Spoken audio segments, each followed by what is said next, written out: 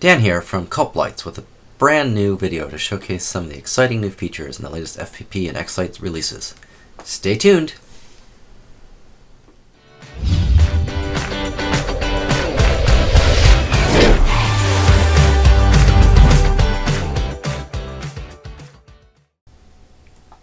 Hey everyone, Dan here again. As I mentioned in my last video, I've been doing a lot of work recently with servos and servo controllers and all kinds of other fun things related to kind of adding movement and motion to our displays. So wanted to create a video with some progress that I've made, a little bit of some new features that are going into FPP and xLights, and kind of introduce people to some of the cool stuff that's either now available or will soon to be available. So a lot of what I've been doing has been centered around, like I said, mentioned servos, and so I did create this new hat for Raspberry Pi. It's the K2 Servo, K2 Pi Servo. It's kind of unique in that it's got 2 pixel ports. So if you have a spot in your show where you're doing both motion and servo type things along with pixel-based light effects, it's kind of a perfect board for that. So like I said, it's got the 2 pixel ports. They can handle 6 amps of power. It's 24 volt capable. So this power thing here is for the pixels and the Pi. But it also has 16 pulse width modulated ports or PWM ports, which are used for driving servos or other things such as tiny little like LEDs or something like that, or even possibly like a triac or something to do the old like pulse width RGB type LEDs and stuff like that.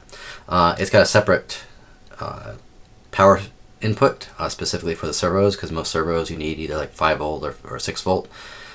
So that is what actually gets powered out to the servos. So you can run the pixels and stuff at 12 volt or up to 24 volt, which is then independent of what the servos are running, which is important. So like I said, I was kind of developed this to kind of help me work more with servos and work on some features in FPP, and that's exactly what I kind of want to show you today. So if I flip over to that, so this is kind of an FPP 8 beta with some more updates and some more fixes and stuff like that. FPP 8 should be coming out soon. There's a lot of work being done almost every day. There's a whole bunch of commits and stuff as we kind of solidify things and get closer to release. So this is what you're seeing here is going to be part of FPP 8 coming soon, but there is a beta version that you can kind of grab from GitHub and install, and you can kind of see everything that there today. And again, help test. The more people we have testing things and catching bugs, the better. So the main difference related to the servos is if you're using the K2 Pi Servo, when you go to the channel outputs page, in addition to the pixel strings, which is very similar to what we've seen before, it has all the strings and stuff like that, there's this new servo tab. And on the servo tab, you can configure a bunch of stuff related to how the pulse width modulation stuff is handled. So going right from the top, the first thing you'll see is the frequency. If you're using primarily the old analog servos, you may need to keep this at 50 hertz. A lot of the old analog based servos only work at 50 hertz. Some of them might allow you to go up to 80, and I would suggest you at least give it a try. If you think about it, 50 hertz at 50 frames per second is not really a multiple of anything that we generally do in our shows, so like 20 frames per second or 40 frames per second. So you can kind of get some weird like glitchiness as frames get skipped and stuff. So if you can get up to, if they're going to work at 80, again, give it a try. Again, some of the old analog ones will work at 80, some of them won't. Give them a try. That said, I would also if you're using some of the old ones, I would recommend replacing them and upgrading them to some of the newer digital servos that can handle a much higher frequency. You can get much better resolution on them, much better control, and for the most part, if you can get it up around 200 to 240, those are ideal. Like both of them can give you much finer grain control. So that's the first setting. Again, nothing. Just you have to check your servos, see what you have, and then for each port, you have a lot of settings that are really kind of like servo specific. So the important one obviously is the channel. You need to know exactly which channel it is, and then also whether it's a 16-bit value, so 2 channels, or just 1 channel of data, and then the type. With pulse width modulation, we have specifically can set it up to be optimized for servos, which gives us then all of these types of controls, or we can do it for like LEDs. So like if you have a red, green, blue LEDs, like lights in their eyeballs of a skull or something like that. So we can set it as an LED, in which case you get the standard LED based settings, so like your brightness and your gamma. Obviously, for the most part, we're interested in servos. In general, the things that you're going to be configuring are the range. These are in the microseconds. Most of the older servos have to be in the range from, if I remember right, 1,000 to 2,000, or 1 millisecond to 2 millisecond, so 1,000 to 2,000 microseconds. And you can just kind of move these around to adjust things, or you can type values in here or whatever. So that's going to be your minimum max. That's the minimum maximum of what is going to be allowed to go out to those servos. So if you send in values that would go beyond that, they would get clipped down to those. So just make sure that the servos don't go beyond what they can do.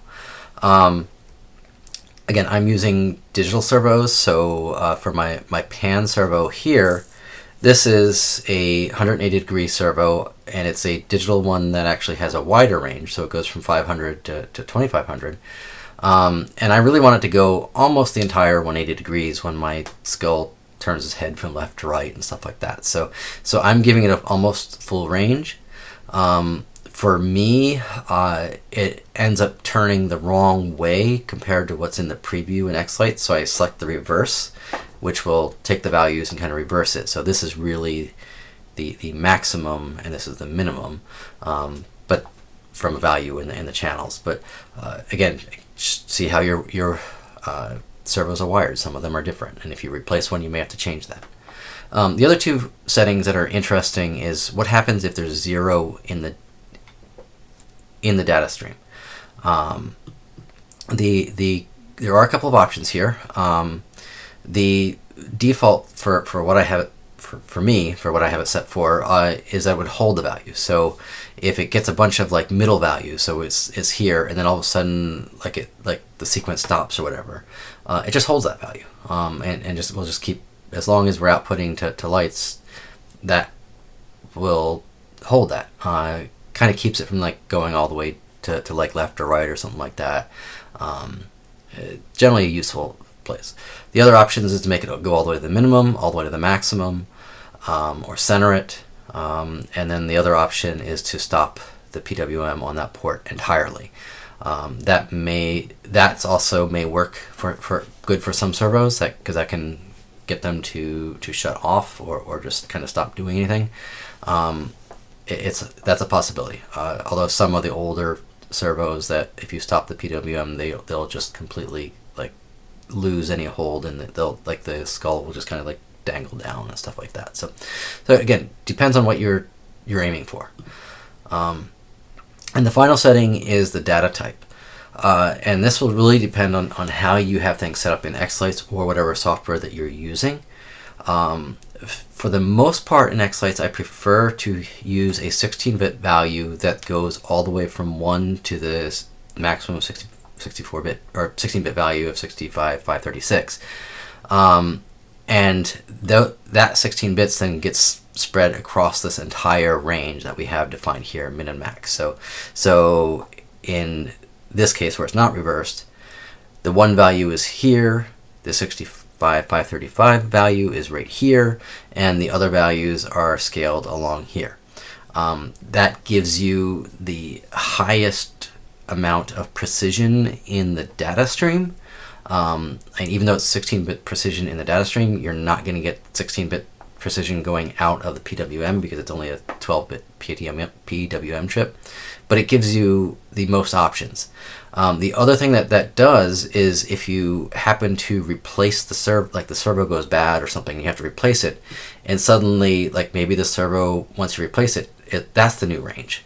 You don't need to go back and re-render your entire sequence. The range is like in the data, it's still 1 to 65. It's just now for this particular servo, it's got to go this range. It helps. Again, it just keeps you from having to go back and re-rendering your entire show. The other options are absolute and various types of absolute. So in that case, the data would specifically send a value like 1200, which would be right about here, or 1600, which would be right about here. So that's the absolute. It would actually be the absolute microsecond value that you want output. If you send in a value like say 1000, which would be right here, it would get clipped and be the minimum. So that's what the scale does. Half absolute and 2x absolute.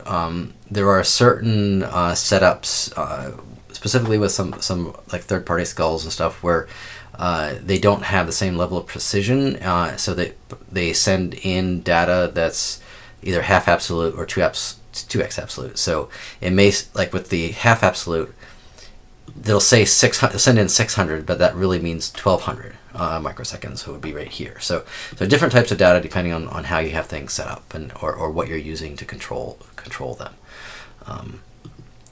And if you do have other weird setups, please let me know. We can obviously add additional capabilities into this it's just these are the ones that I've encountered in my experiences so far. So again, for the most part, there's a lot of functionality here. One of the things about servos is every servo is like slightly unique and slightly different, and sometimes you have to make minor adjustments. Like you could replace a servo with the exact same servo, and you may need to make slight adjustments to figure out what the minimum maxes are and things like that. So having a nice web page where you can kind of work with this and change those settings can make that a lot easier. That said, it's still a work in progress. One of the things that's missing here is some sort of test functionality. If you're used to the pixel strings pages, you know we have these testing sets, so you can click on these and it'll automatically start outputting pixel data depending on what the test you want to do there.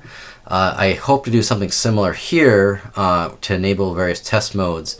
One of them being a mode where as you change, like as you drag this value, that's what would be sent out to the servo, so you can start kind of like dialing in exactly where the minimum max needs to be.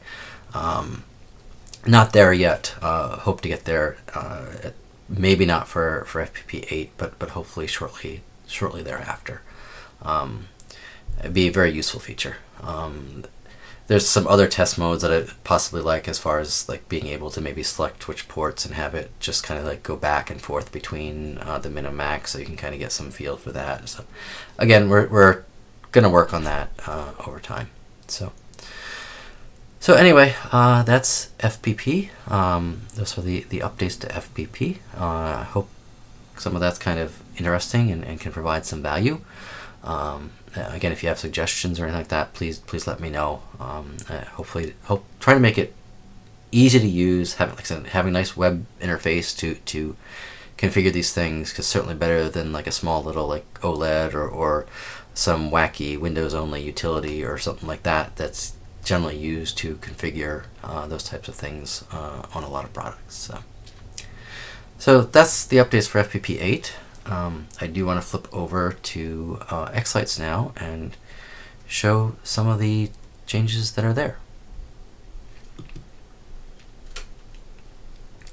Alright, so this is obviously xLights. This is the latest release, kind of.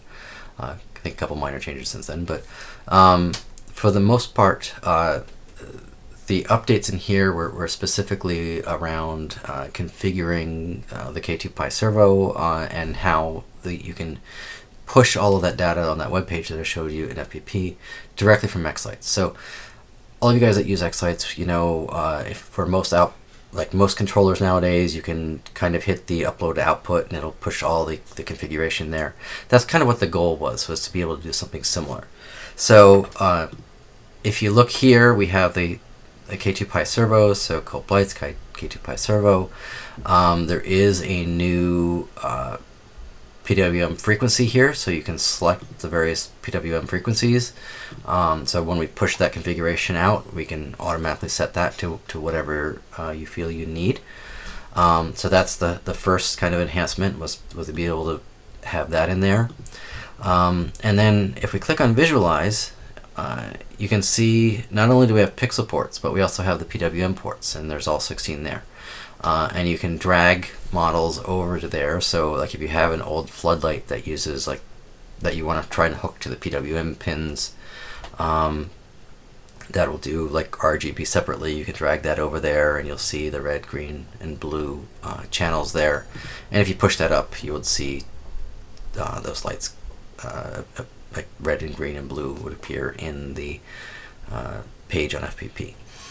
And so you still have the pixel ports. You can put all the various pixel things that you want on those. For me, I have the skull with a bunch of settings, and they just, again, you can just drag and drop and kind of have them go where they need to be.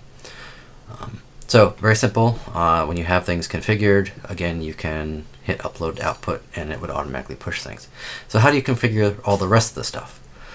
That was the other big question. So when you go over here, and I can select my skull, and this is a test setup, so it's got a bunch of weird, wacky models, but again, it's mostly just for testing various things. So when you come over here now, like anything that's got a servo, if it's assigned to a controller that has PWM outputs and it's set for PWM protocol, you can then set some of the various controller properties. So the min limit, the max limit, the reverse, the hold, and the data type are all the same things that I showed you on the FPP page. So you can configure them all here, and that way when you push the configuration up from xLights, it'll grab all that stuff from here. Again, very simple. In general, for my controllers, I would recommend using a min and max of the full range. If you're using 16-bit, it's 1 to 65, 535. If you're using only 8-bit, it's 1 to 255. In general, I would recommend 16-bit. And then all the rest are your standard servo things. And if you have a servo model, I'm trying to think if I have one. Yeah, I do have one. It doesn't actually do anything. This isn't connected to controller, so those properties wouldn't be there. If this was connected to the K2Pi servo, you would see those same basic properties there as well. So going back to the skull, so for the jaw, you can just set everything and then go to the next servo and do the same thing. Now, one of the issues here is that the only port that you're setting is the first port. What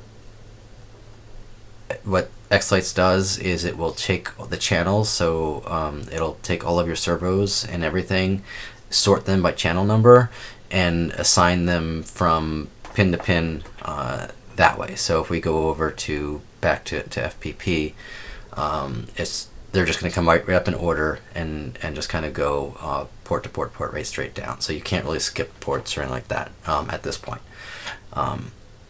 Maybe in the future, but again, for the most part, we do the same thing with like strings and stuff on models. We just kind of start at the first port and you just kind of keep going, and this kind of uses the same basic idea of just putting them right straight down based on the channel numbers. And very simple, kind of automatic. Your best bet is just not fight it. Go with it. And again, that's pretty much all you need to do is configure these things. So as you use FPP or whatever to figure out what your limits, you can record them in here, and then that way, in the future, if you have to push up your config, like if you have to rebuild your FPP instance or whatever, you just push it up, and it will pretty much set everything up for you. So that's the settings in xLights related to the servos, which again, relatively simple. And then beyond that, the question is, okay, how do we make some of the stuff a little bit easier to use? My last video touched a lot on that as far as updates to the servo effect, and I had mentioned that the servo effect now will show kind of where the value is. You can kind of see all the jaw, this is just using the normal timing track from that, and you can actually see what's going on there.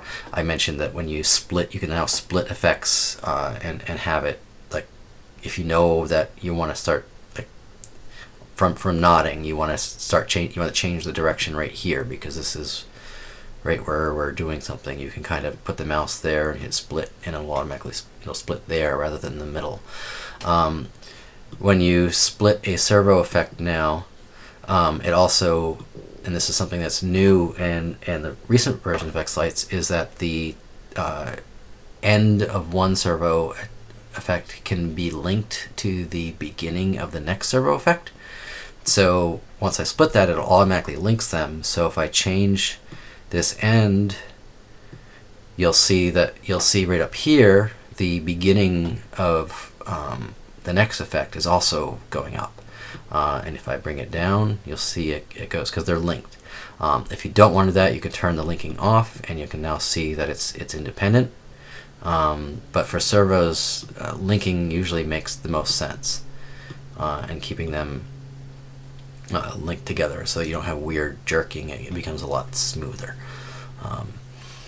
And again, when you split a servo effect, it tries to calculate where it was at that point. So if I split right here, oops, I had the wrong effect selected. So if I split right here, it tries to keep it smooth so that when you then go back and start adjusting,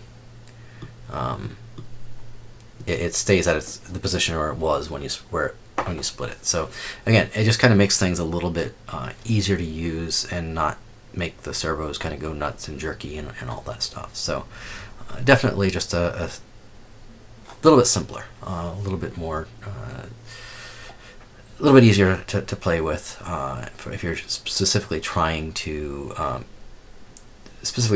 program servos directly, rather than having to deal with RGB values and making sure everything's smooth and having to watch what's going on in the preview and all that stuff. So again, a lot of new functionality here. Hopefully that'll make working with servos and skulls and stuff a little bit easier. There's still a lot of work to do, like in the previews and stuff, which I don't know if or when we'll ever get to,